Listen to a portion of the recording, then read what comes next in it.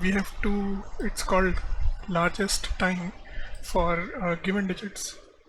So what we have to do is we are given an array of 4 digits and we have to return the largest 24-hour time that can be made using those digits, right? So if you look at a 24-hour format clock, the smallest time is 00 colon 00 and the largest is 23 colon 59.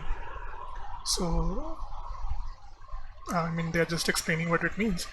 So we have to return the answer as a string of length 5. So 2 digits here, 1 colon and 2 digits after that. So 5. And if no valid time can be made, return an empty string. So let's look at examples. So 1, 2, 3, 4, right? So one way of forming some permutation might be 43 colon 21. But that will actually not be a valid time. So given all the possibilities, the maximum time is 23:41, which is like 11:41 at night. Similarly, if you see 5555, so only one permutation is possible, that is 5555, and we don't have that many hours. So no valid time can be made here, so we return an empty string. So we will discuss two methods to solve this. So that so basically it's just adds to your way of thinking. That basically, if you see here, you might be thinking of permuting this array and checking if it is a valid time and just select the largest of them, which is correct. But implementing permutations is a little bit tricky.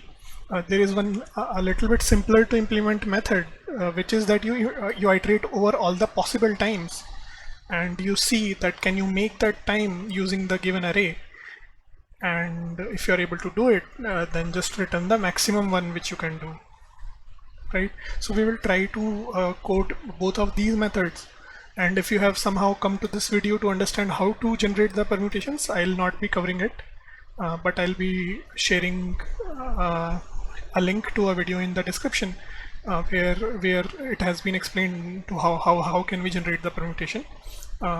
So I'll just use a function which I have written to generate the permutations. So after that, this question is not that tricky. So it's just implementation then. So let's start. So first we will start with generating all the permutations. So given the array A, let perms be the permutations of array A. So just to give a very quick intro of how permutations function is working, it's a recursive function which actually, so basically base cases are if it is empty, then return nothing. So basically there is no permutation, but if there is one element, then return that element in an array, because individual, so basically how this function is written, it will return me array of arrays, and each individual array member will contain the permutation. So that's why. Then what we do is we just take the first element out of the array and we try to generate permutations for the remaining ones. So to quickly explain it, suppose we have to generate permutations for 1, 2 and 3. Then what we will do is we will generate permutations for 2 and 3, which will basically be 2, 3 and 3, 2. To generate 1, 2, 3's permutation, we can go through each of these permutations and insert one at either of the possible positions. So it can be inserted before 2, after 2 or after 3. So it will give 1, 2, 3 or 2, 1, 3 or 2, 3, 1. Similarly, we will do it for 3, 2. So it will give you 6 permutations of 1, 2 and 3. So that is what we are doing here. You can read this code. Maybe it can be implemented better, but we know that the maximum length can be 4, so that is okay. And I'll give a link in the description where you can see me talking through this implementation in a little bit different context, but it will explain the code. So we got all the permutations. Just to see that how does our permutations look, we will just print it. right? So let's see. So we will try to run both of these cases which are given in the question so that we don't miss any case. But for now, let's just see the permutations. So there should be 24. So 2, 1, 2, 3, 4, 5, 6, 7, 8, 9, 10, 11, 12. So I'm not verifying everyone, but they are 24. So permutations we got. Now we need to find out what are the valid permutations. So now what we can do is we can filter all of these using isValid function, which I will implement. It will take an array and we will return if this array which we have got is valid or not. So this is a JavaScript thing. In other languages it might look something like this. For let perm of perms, what you will do for every perm is if is valid, if this permutation is valid, then we will basically push it to or add it to valid perms, right? So basically you go through each of the permutation, and those which are valid you just push it to the valid perms array. So basically these are the candidates. Basically these are the valid times first of all, right? So basically now we don't need, so they are formed from the elements of array A. So these are all basically candidates for the answer, right? So that is what we will write now. We will write isValid function, right? So we need to write isValid function. So how can we write isValid function? So we are given an array which will contain some numbers like 2, 3, 5, 4, let's say, and it has to return if this was the time, will this be a valid time? For example, this array could have been this one. So this is a valid time because it is 23:54, which is 11:54 at night, and this is 32, but we don't have 32 hours, right? So this is what this function should do. So there are ways to implement it. We will do it in this way. So we will say let hours is equal to first element of array and the second element of array. Similarly, minutes will be third element of array and fourth element of array. So now these will actually be strings. So I will just convert them to number. So in JavaScript you can do it like this, and alright. So these will actually be numbers. So if I add them, they will actually become numbers. So I need to add it, prepend an empty string so that the later addition is a string addition. Or simply we can do just this. Instead of doing all this, we can just multiply the first one with 10, and this will also give what we want. So basically if the array was 2, 3, 4, 1, then it will multiply 2 by 10 and it will give you 23. This line hours and minutes should be 41, right? So this is what we are doing, and we just need to return if hours are less than 24. So you should understand that there is no such time as 24, right? So it should be less than 24, not less than equal, and minutes should be less than 60, because now minutes also can't be 60, maximum they can be 59, and the next star begins after that. So this is isValid function. So now valid perms will contain only the valid times for the given permutation. So just to check, let's print valid permutations as well. So now if you print it, it should give only those permutations. For example, we are permuting 1, 2, 3, 4. So it should not give us something like 4, 3, 2, 1 and that. So let's just check it.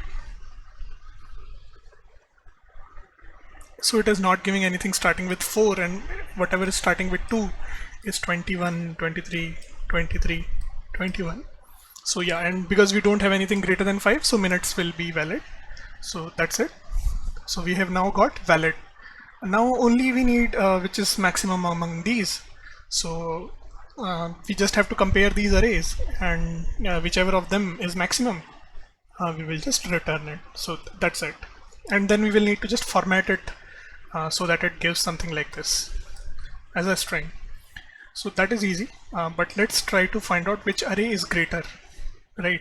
So so I'll again use some JavaScript thing here, but before that there is one thing. So if you think about this case, so there when you filter the valid permutations out, it will actually give nothing.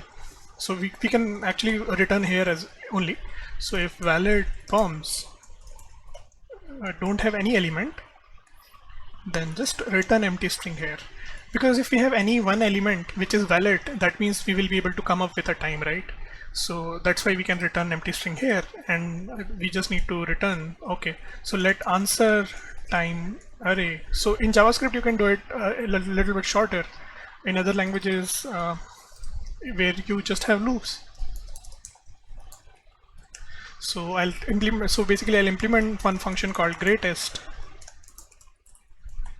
which will take two array A and B, and it will return which array is greater.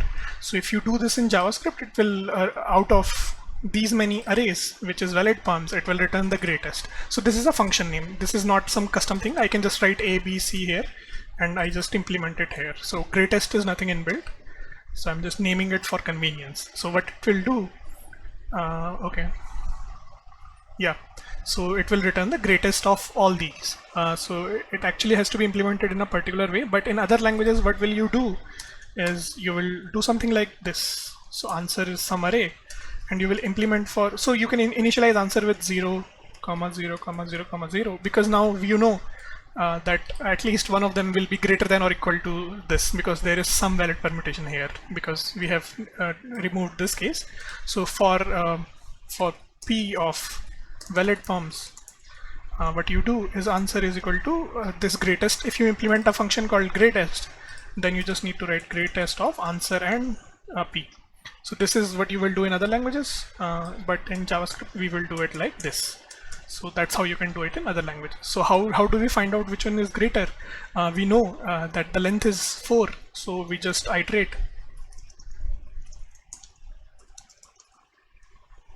So basically you can convert them to number as well, but if any time any element of A is greater than B, then actually we can return that A is greater, right?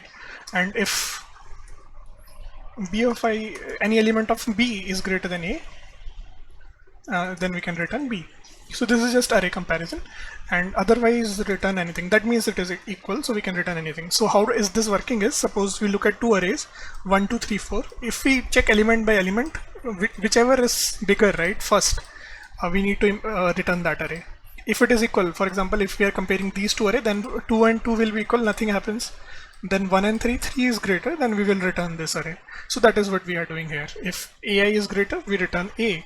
If BI is greater, then we return B. If for all, so we are not handling the case where they are equal, because if they are all equal, we can return either A or B here. So that's it. So now we will have the greatest of all here. So let's see if it is working. So we know the answer already, so we can just check if that itself is coming or not. So 2341, which is correct, right? So I just need to convert it into this string format, which is trivial. So we will also test this case, the second case which is given, so that we get an empty string, or we get an empty string in this case, or we will not get anything on the console because we are already returning. So but when we return something, then actually we will see that we are actually returning an empty string. So that case is handled. So we just need to print, let's call that function get time string from an array. So we can just return okay, so we can just return this thing. We don't need to handle 0 elements. We can just do ARR 0 plus ARR 1, and we know that because we have to do string, so we are adding an empty string before it, otherwise it will be number addition. Then we add colon, and then we add ARR 2 and then ARR 3. So this should be it. 0, 1, 2, 3 and colon. Then we just return this get time string for array, for answer time array. Right, so this is it.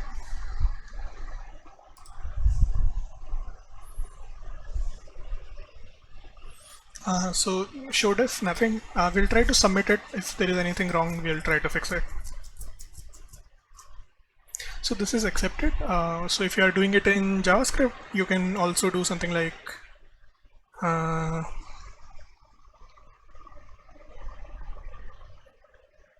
cool wallet pumps. So you can actually chain methods, but let's not do it. So but something like this, we'll not submit it, but you can chain it here, and also you can chain this one as well. But then you will have to handle the case of empty array. So that's it. So this should also work, but if there is empty array, then I think it might fail. So you can try that if you are a JavaScript developer. You need to pass a default value to reduce, which is some value, but let's not talk about it. So but that way it looks quite clean, and it's readable also, that you generate all permutations, and then you filter the valid ones, and then you reduce it just to the greatest value, and then you just get time string. So that is like awesome thing about functional programming or declarative programming. This is declarative programming, so that is cool. But let's see. Let's try to solve it in a different way now. So we will not be using greatest. So what we did, I'll just repeat once. So we generated all the permutations of the given digits. Then we tried to filter out which one of them are valid. And then if there is nothing valid, then basically we return empty string. And if there is something valid, then we try to find greatest of them, and we return that greatest one, just formatting it into a string. So the functions are here. Greatest is comparing arrays, is valid is just checking that hours is less than 24 and minutes is less than 60, and permutations you can look in the description. And you can just Google how to generate permutations if you don't want to, if you want to search for other resources as well. So that's it. So that is one way. So what we did, we permuted on this one, and then we checked which one is the maximum valid.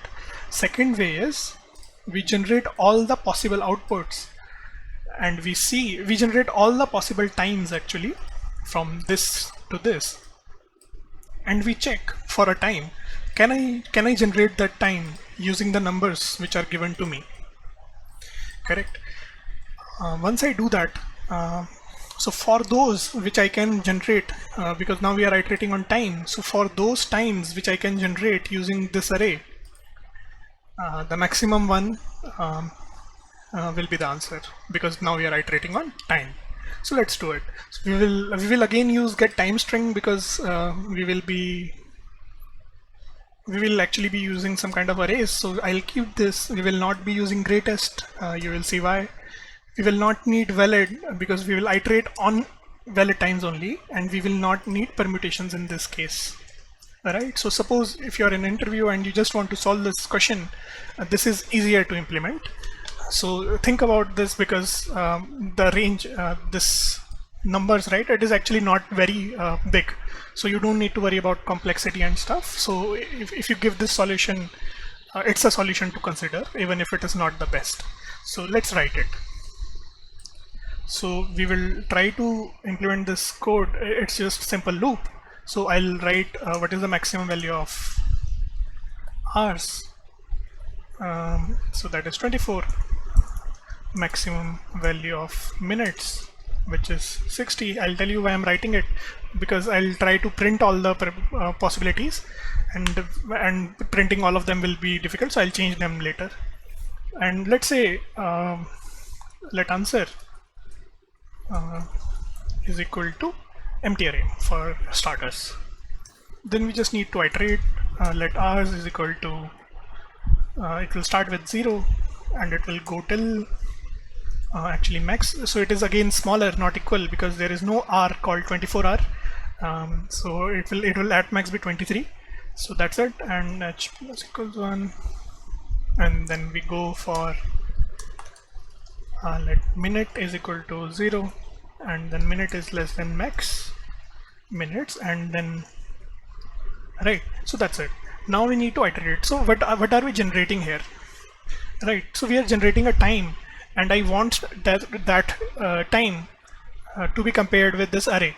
So to make the comparison easier, I'll make that an array itself, right? So if the time, so suppose h comes out to be somewhere 23 and minutes come out somewhere to be 12, I just want to create this array from this, right?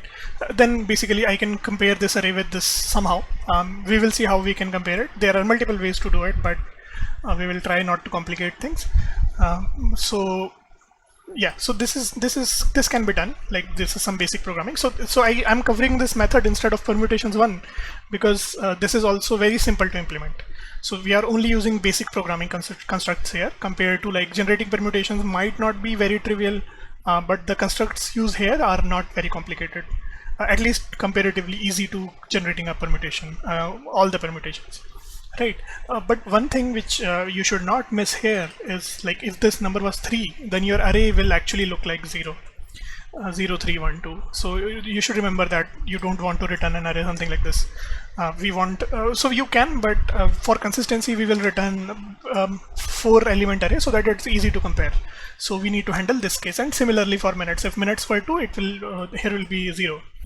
So this is it. So from this hours and minutes, we just need to generate this array. So let's generate this array, and let's call this array a candidate. So this array is a candidate for answer. Why? So we generate a time if we are able to compare it to A, so that we say that all the elements in this one can be picked up from this array, then this candidate is actually one of the answers, right? There is one more interesting thing actually, I'll tell you. So let's see. So let candidate is empty array. And now we need to push r and minutes into it. So there are 2 cases. So if r is less than actually 10, then we need to push, right? So as I said, if r was only 1 digit, then we push. So first we push 0, and then we push h. Else, now this is interesting, but not that tricky. But suppose you have 23. What will be 3? So 3 is easy. So 3 will be h modulo 10, because second digit, but the first digit will be, so you can do some computations like subtract 3 and divide by 2, but the simple way is mat.floor h divided by 10. So if you think about it, 23 divided by 10 will actually give you 2.3, and if you take floor, it will give you 2. We have to, in other languages where you have data types like int, if you just do 23 by 10, it will give you 2. So this is for JavaScript, right? So this is what we want to do for R, right? So this is done, and actually we have to do similar thing for minutes as well. So if you have time and you want to write cleaner code, maybe you want to write it into a function, but I will not. Right, so if minute is 1 digit, then we push 0 and minute. Otherwise, you do exactly the same thing. Right, so if so the second digit will very easily be modulo with 10.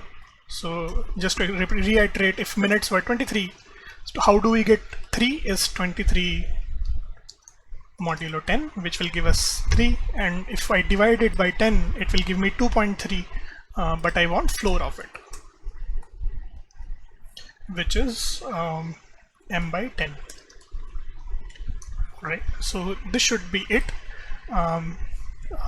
So just to test what all candidates are being generated, I will just print them.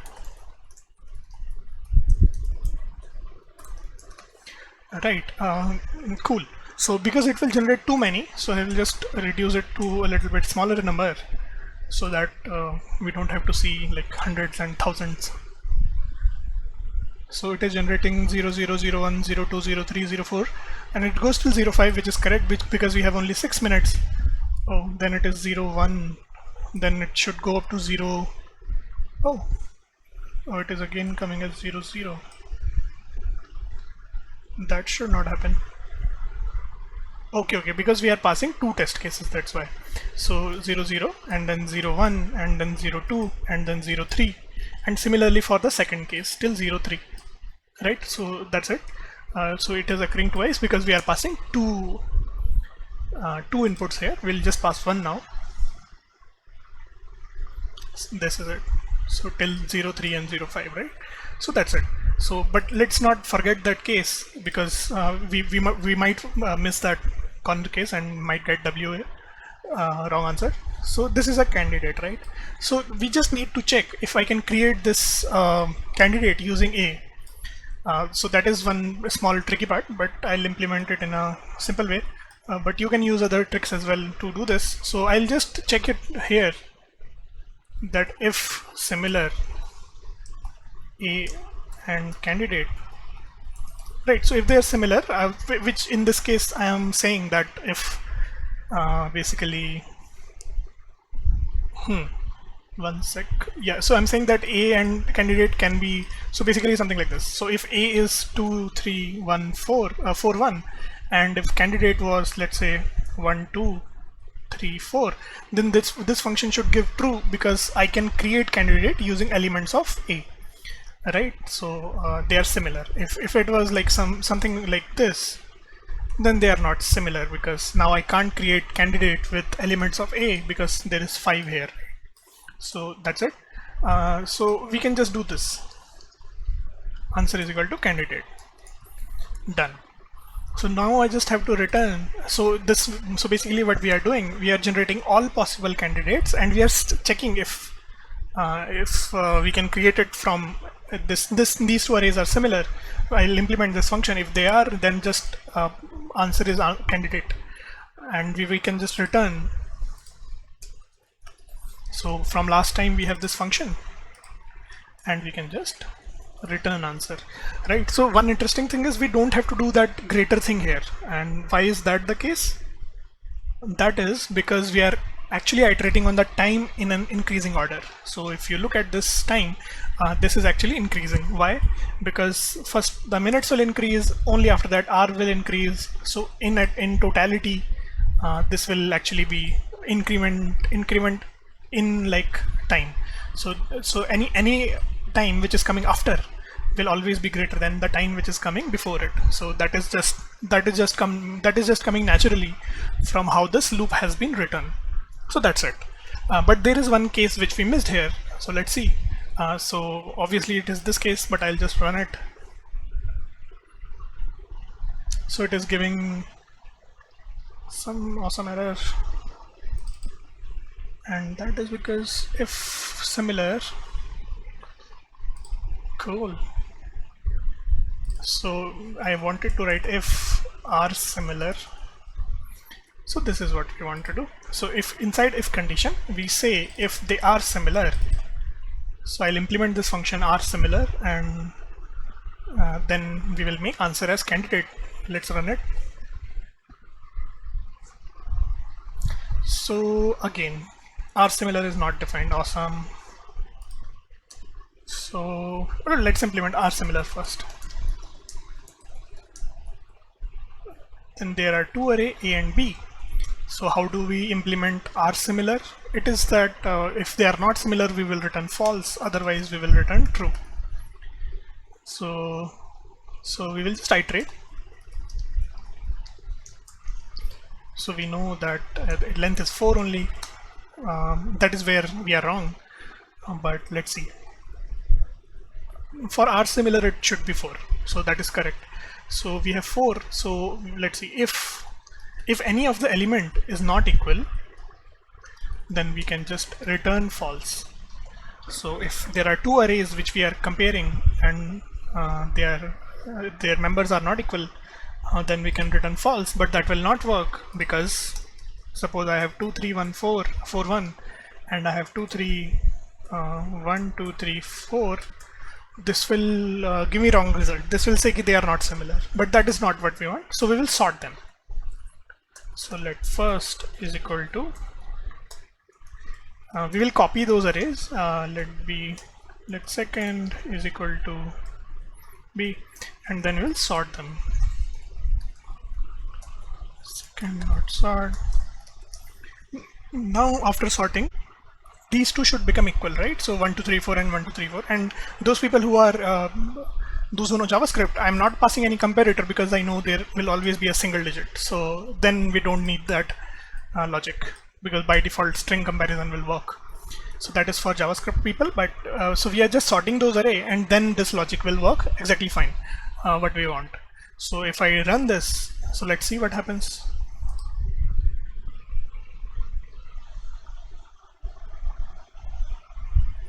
Oh, it's taking too much time.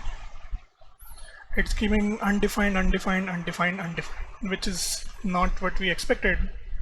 So we print it. So we will just, so we'll print answer, and we will print, oh, got it. So right now our time 1 2 3 4 will not be able to accommodate this, because this thing, so I'll make it full. So now it is giving undefined because it was not able to find any answer, so that is okay. So now for this one it is giving 1 2 3 4. All right, interesting.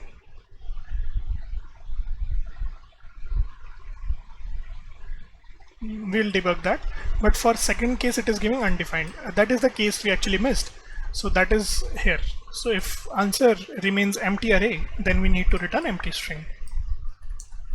So if answer dot length is 0, then we return empty string. So that is done, but why is it giving 1 2 3 4 is something which needs to be seen. So only thing which I'm thinking right now is R similar might be flawed. So first is A, second is B. So we are comparing actually A and B. We should be comparing first and second. So let's run it once. So that is correct, and let's just run our given test cases. Second one is 5, 5, 5, 5. Run code, and it is giving what we expect, and let's just submit it once to see if anything is wrong. So this is accepted. So what we did, we iterated over all the times, and we generated a candidate array using those time, and we just see if we can create that candidate from A by sorting them and just checking if they are equal after sorting, and that will be our answer. And we don't need to check the greatest, because in this case the time is actually increasing. So that's how. One more thing which you can do is so because here answers will keep adding on, because like first you will see the smallest possible answer, then next possible, and then the max. Instead of that, you can just do this. So you invert the limits. So you start from max, but you go till 0. Alright, you go till 0. Remember to decrement it. Similarly for minutes, you start at max and you go till 0. So you start at max, score m, but as we know that time can't be 24, so we subtract 1. Otherwise you can just change the limits here as well, and you subtract 1 here as well. Now what happens is you are actually coming from the maximum time to minimum time. So first time, whenever a candidate is a possible answer, that will be the maximum. So you can just return it here.